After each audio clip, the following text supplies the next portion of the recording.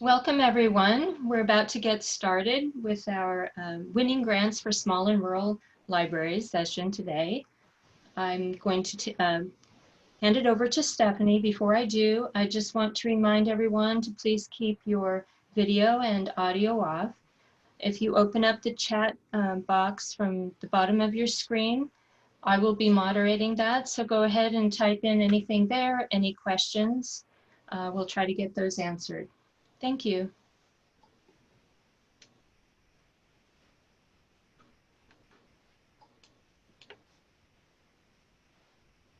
Okay, Stephanie? Okay, great. Welcome everyone to Winning Grants for Small and Rural Libraries. I am so glad to be here with you all. I'm going to start my video real quick to just give you a wave. Hi everyone. Good to be with you. Lots of people joining.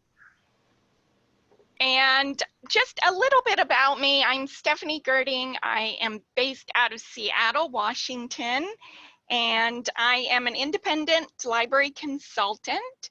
So I've had a really interesting library career, but one thing is that it always has really involved my love for small libraries. I worked at the Bill and Melinda Gates Foundation when it very first started up, and one of our jobs was going all over the country to small libraries and delivering their first public access computers often. And I went from that job to work at two state libraries, Arizona and New Mexico state libraries, where I worked with rural libraries as well. And when I was there, I actually wrote an article called Small Library Big Fundraising. And it is about a small library that I'll tell you about at the end of our session. But out of that grew what I really found was a need for librarians needing to know more about how to write grants. At that time, there weren't any books on library grants. So I actually wrote the first book on library grants and now have written four books on library grants. And I've really been on all sides of the grant process. So I've been a writer and a reviewer and a funder. I'm often the person that's hired as a result of a grant. And I've trained librarians online and all over the country on grant work as well. I currently teach a grants course for the University of Washington Library School even. So I'm happy to have you, happy to be here with you. And I have lots of things I want to share with you. So I'm just going to go really fast through things. And then hopefully we'll have some time for questions at the end.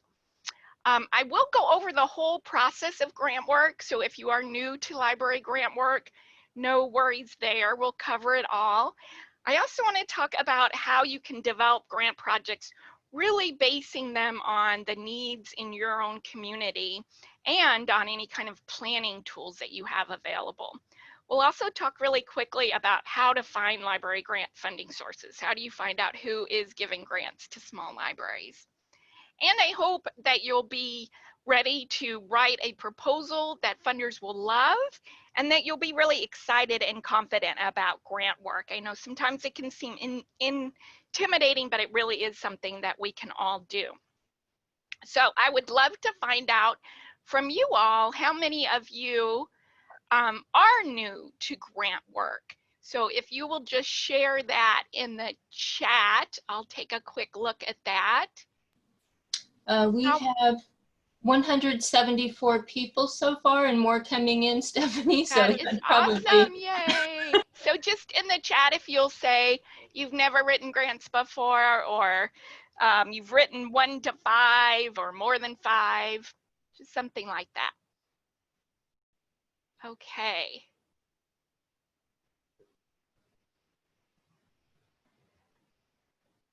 Okay, a lot of people new, 1 to 5, only 1, new to grants. Okay, wonderful. Thank you for sharing that.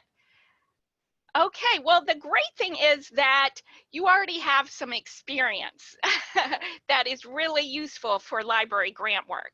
So library grant work is about a few things. One thing is finding information. So working in a library, we're really good at this, right? So whether you're finding information about who is giving the funding, or finding information about your community needs, or finding information for that grant application.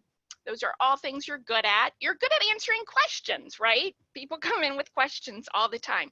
And when you think about it, a grant proposal is really a set of questions that you're answering. There's also writing and editing involved, so you may be good at that. If you're not, grant work can always be teamwork as well, so you can have somebody help you with that part.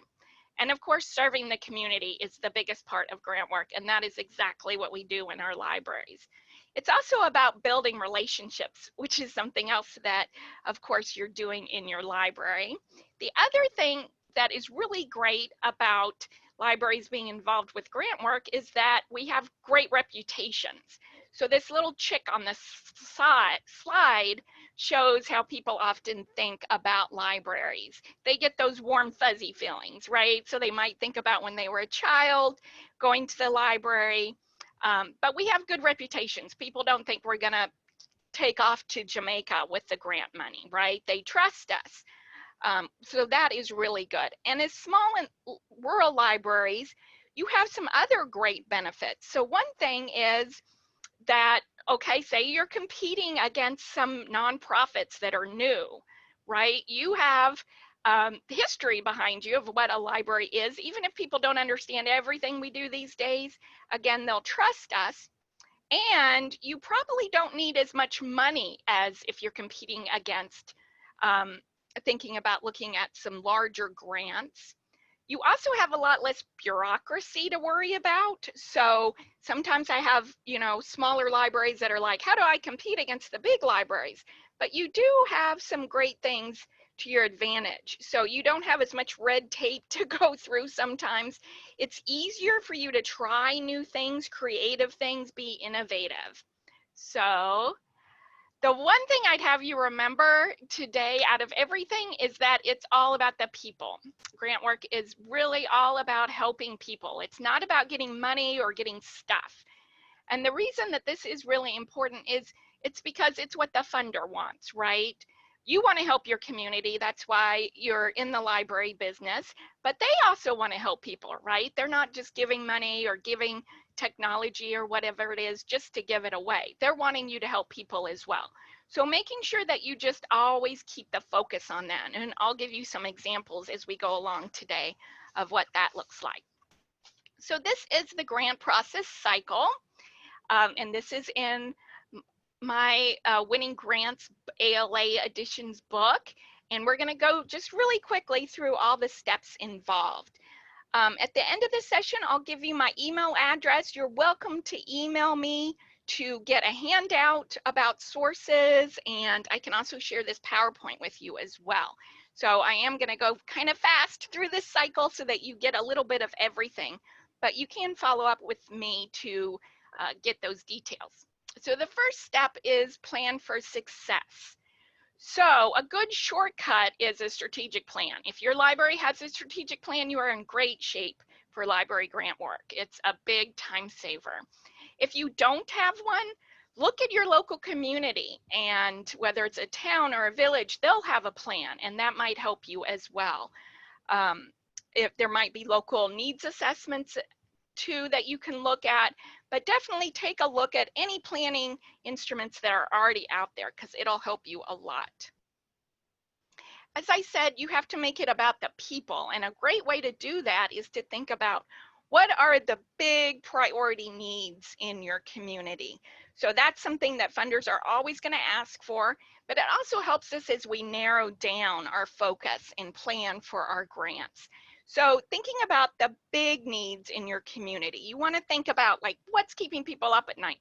Now, right now in our country, we've got a lot of commonality on some of that with health and inequality definitely coming to the forefront, unemployment, but thinking about technology needs, which is also coming in, school readiness, addictions maybe, affordable housing, transportation, all of those really big needs in your community. So you want to start off by really focusing on some of those. And then it's time to start thinking about what kind of grant project you want to develop. And remembering it's about the people, the grant project is really your answer to how you're going to help meet that need in your community. How can the library help solve that? So when you're thinking about this, I do want to always encourage you to dream big. You know, sometimes I've seen librarians that you know, I had one librarian say that she wanted a grant to get some new curtains in her library, you know, and I'm like, okay, dream a little bigger than that, right? Thinking about those big needs and then just thinking about what would it mean for our community if we could solve these issues, if we could solve the technology issues, really trying to dream big. And one thing in dreaming big is to always have kind of a list of your wishes, what you want to happen for your library, and what you need for your library. So this is the library funding fairy. And what I want you to do is just imagine if you had 3 wishes that were going to be granted, what would you ask the library funding fairy for? And the reason I say this is that she really does exist, and she does come around a lot more, I've noticed, when libraries are doing grant work. And what I mean by this is, for example, I had a library director from a small library who did some amazing things in her library, and she was always ready with that wish list. So one year at the end of the year, a local businessman came into her library and asked her if there was anything she needed. Well, she took him into their children's department that they had just been renovating, you know, which at her small library meant that they were kind of just redecorating. And she told them that a lot of the kids in the area would come into the library after school and that there wasn't really a place for the younger kids to hang out. And they would put the TV on sometimes and show an educational movie, or they were even wanting to have some family movies that they were going to do, but they just had this old little TV. So she told them what we really need is a big screen TV. She said, imagine what it's like, you know, in our community, sometimes there's 18 kids that are huddled around this small TV. So if we had a big screen TV, we could put, you know, donated by on it with your name on it, and it would really make a big difference. So the reason that this is important is that, remember, she made it about the people. She could have just, when he walked in the door, said, I need a big screen TV. Well, that's asking for the stuff. So he might have said, okay, well, why does she need a big screen TV? Is it for the staff to watch soap operas in the staff room, or what is it for, right? But instead, she really showed that it was going to help the kids in the community and how it was going to help them. So that's what I mean by that library funding fairy that might show up, and about dreaming big. You do, of course, have to think about the reality of the situation. So I know we can't just only dream big, but we have to think about what our own capabilities are and what we can handle at our library. So it's kind of that intersection of dreams and reality.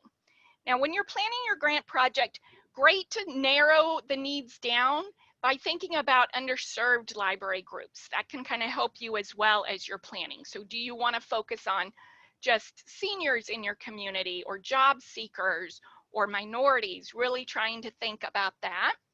It can also help thinking about library partners. So as you're thinking about those needs, who can you partner with in your community? Who's already doing some things that might be a good partnership?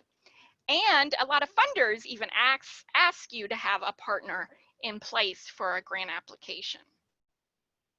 So here's another example of making it about the people and not the stuff. So sometimes I hear, you know, people saying, oh, the library needs new technology. The library needs computers.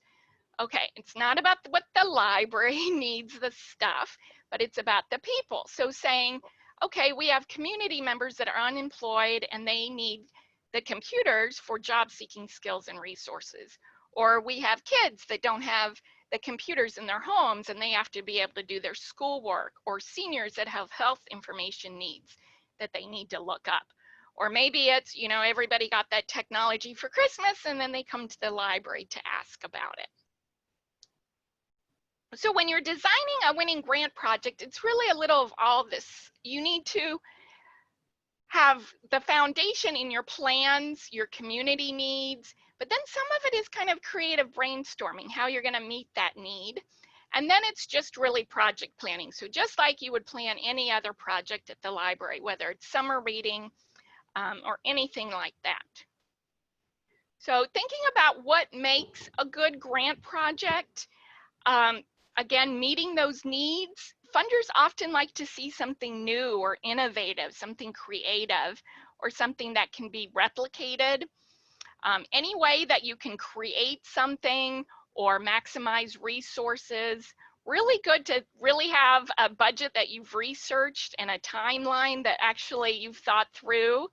Having those community partners in place, having plans like goals and objectives set, having an evaluation plan is really important as well. Showing outcome-based evaluation, it can be really helpful, that change in people.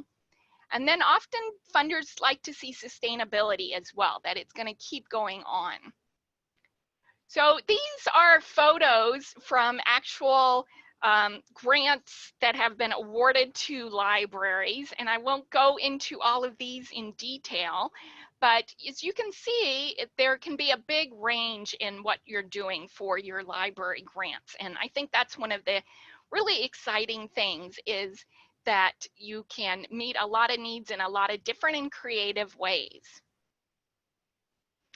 Okay, and I'll tell you about some of those if we have time, but I want to make sure I leave time for questions as well. The next step in the grant process cycle is trying to find those grant opportunities, those funders, right? So this is a picture of my daughter, who is now 12 and is about to be 5'5", but this is when she was 3, back when we lived in Arizona. And we went to the pumpkin patch, which is really in the desert, sort of a little pretend in Arizona than it is here in Seattle. But we got off the tractor and she looked around and she said, "Can I have any pumpkin that I want?" And look, she's adorable. I was like, "Yeah, of course you can." Well, there were some giant pumpkins there. And I was a little worried because some, they charged by the pound, but she wandered around and she picked up this pumpkin and she said, "I want this one. It's just my size. I can carry it." Okay, so why do you think I'm telling this story with grant work? It is important when you go looking for grants that you don't get distracted by those $100,000 grants, $1 million grants, right? That you've done your planning and you know how much you really need for your grant project. That can be really helpful. So there are 2 big main categories of grants, and I'm going to fly through these slides, but I wanted to just have a good overview. And I do have a handout that goes over all of these and has all these links that you can have as well. So there are federal funders, which are federal on the federal level. The biggest funder is IMLS, who is actually the director, is the closing keynote today, which is amazing. So the Institute for Museum and Library Services. These are some other ones that often give to libraries as well, the NEA, the NEH. All of these can be accessed by going to grants.gov, all federal grants, but I also like to just go to the individual websites because it's a lot less overwhelming. So that's a tip for you there. Another tip is to always try to look locally first, because it'll be a lot less competitive. So while you can go after those big IMLS and federal grants, they're going to be a lot of more money, but they're going to be a lot more work too. So instead, trying to look on a statewide level, you'll have less competition. You'll often have people that are willing to help you with this. Other libraries in your state maybe have already done a grant and would help you or share their grant proposal with them. So taking a look at state sources, and then just locally, your city, your county, seeing what grants that they have that are available is really important too. Private funders are some that you've probably think about automatically, foundations. Candid is a great resource. This is kind of a new organization. They just merged the Foundation Center and GuideStar and created this new nonprofit, Candid. And they are a great resource. They have a whole website that's called Visualizing Funding for Libraries that you can access, has some really great information. They also have this website where they are listing all of the grants that are focused on coronavirus right now. So there's $11.4 billion in grants. Kind of the good and bad news is there's a lot of funding out there. Okay, and I just wanted to show you a couple of other sources. I'm just, like I said, gonna fly through this so that we have some time for questions. But the Grantsmanship Center is a great website as well. Community foundations are an amazing resource, so definitely check out where the local community foundations are closest to you. They will really know a lot about local funding. And then I wanted to show you an example of a nonprofit and easy kind of grant, the Ezra Jack Keats Foundation. And you can share in the chat if you've applied for one of these grants or gotten one of these grants before. They are really amazing. And there are a lot of small foundations like this that like to target smaller libraries. And this is a mini grant application. So every year they give out 70 $500 grants. And this is what the application looks like. So you put in your contact information, information about your library, and then just information about the program, what you're going to be doing, your budget, and then you agree and submit it. So not too scary, right? Especially if you've done that planning before. So there are a lot of corporate grants that are available too. So thinking about any kind of big box store, they have funding available. So sometimes you have to be within so many miles of them, but Dollar General is one. Definitely take a look at local banks, that kind of thing. They have funding available.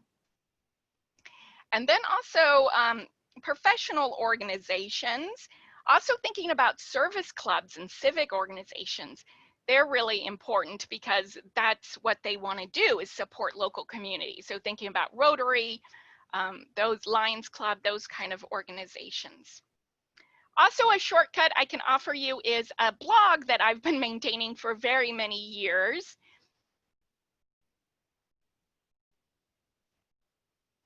That I maintain. It's librarygrants.blogspot.com. And this is an example of one of the grants that's available on it. The James Patterson grant, so they're giving $2.5 million for classroom libraries for school libraries. Lots of grants available there, and I usually update it with a few every month as I see them come up. So moving into our next to last phase in the grant cycle is where we're actually writing the proposal. So not starting with this at the very beginning, which you might have thought that you were going to do, but really by putting that planning into it, you'll have a much stronger grant proposal. And it's really true that this is a cycle. So hopefully you're going to be doing this more than once, right? Applying for more than one grant at a time. So having that information is really important. Okay, so my top tips on writing the winning grant proposal. One is to just tell the story. Again, talking about the people, right? So sometimes it can definitely be true that as we start to write a grant proposal, kind of the passion gets lost, right? We're all excited about it, but then we go to write it down and sometimes that part of the story gets missed. So making sure that you do talk about the people and why you're excited about it, but then backing it up with facts as well. Statistics are always good. Keeping the audience in mind, so really thinking about who is going to be reading it and not putting library language in it. Getting feedback, so never submit a grant proposal that no one else has read. Have somebody else read it even for just a few minutes to give you some feedback on it. Also ask for everything you need. So definitely I've seen as a grant reviewer that sometimes I've gotten grant applications from 2 rural libraries and one, I remember, asked for a laptop lab. The other asked for a laptop lab, and they also asked for someone from the local community college to come teach classes on the laptop lab for their community members and then train their library staff on how to take those classes over. And they asked for a charging station. Both grants got funded, but you can see one got a lot more. So really thinking through and asking for everything that you need to be successful. And then trying to stay positive. So positive with your language going through, writing the grant proposal, and then just realize that it is competitive, so you won't get every grant.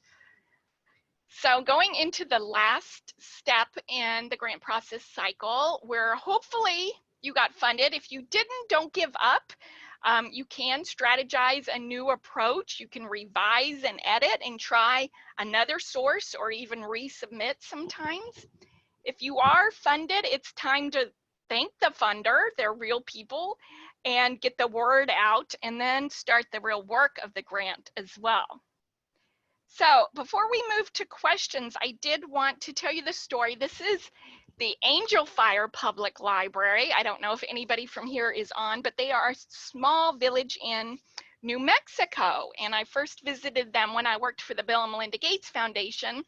And they were all volunteer. They were one room behind the fire department. We were bringing them their first public access computers, and they made a desk out of an old door to put them on. They were really starting from scratch. And they decided, since they had gotten a grant, that they were going to grow their library. And they started doing all kinds of fundraising. But there was one woman who was retired, and she had never written a grant before, but she decided she was just going to write one grant a month and see what happened. Well, at the end of that grant, at the end of that year, the funding fairy had appeared, somebody had donated the land, and I think she ended up getting 7 out of the 10 grants. So it definitely is something that you can do even if you have no experience. It does get easier the more you do it, but definitely can be done. I think with grant work, there is a lot of bonus results, visibility, community support. It's kind of an easy way to do advocacy. You often get new partnerships as well. So definitely share any questions that you have in the chat. I'll end with this quote. I've tried raising money by asking for it and not asking for it. I always got more by asking for it. And that's really what we're doing in grant work, is that we're asking for that funding. So thank you. My email address is on here, pretty easy, stephaniegerding@gmail.com. So if you do want my handout or PowerPoint, just shoot me an email and I will send those back to you. And Kelly, we have a couple minutes left. Any question themes that you saw coming through?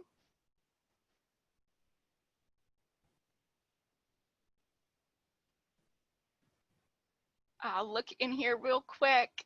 Oh, thank you all. It was wonderful to be here with you, and I wish you the best luck. Let's see, I see somebody said the blog, librarygrants.blogspot.com.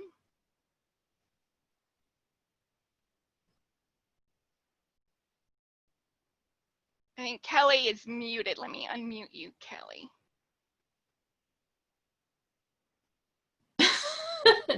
Were you talking? That would definitely help. So yes, I'm sorry. I've been monitoring the chat, and I think we've the handouts. People will just send that email to Stephanie.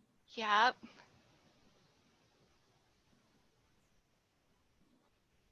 Okay, great. When I see somebody, people did get Ezra Jack Keats Foundation grants. Wonderful. Yay. Okay, great, everyone. Well, yeah, definitely email me, if any other questions come up to you. Like I said, I know this was a lot of information that I went through really fast, but I just couldn't resist giving you as much information as I could in 30 minutes. So definitely email me if you have other questions, or if you want the PowerPoint slides or the grant funding sources handout. Thanks, Great. everyone. Yes, thank you for coming. Yes, and thank you, Kelly. Thank you. We had over 200 participants. So. Yay. Yeah, this is really important information for every library.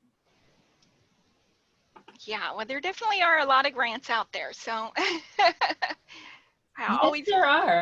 I think we just have to go for it. yeah, definitely. I liked your quote about from Habitat for Humanities. You have to ask. Yep, yep. You don't get them if you don't write them. That's right. Don't be afraid to write them. They can Definitely. only say no, and they can also help you next time. I've found that to be true. Yeah, definitely. Yeah, yeah, you learn a lot. I think I've learned the most from being a grant reviewer. Definitely seeing different ways that people can put a grant proposal together and phrase things, but I've also learned from grants I haven't gotten for sure.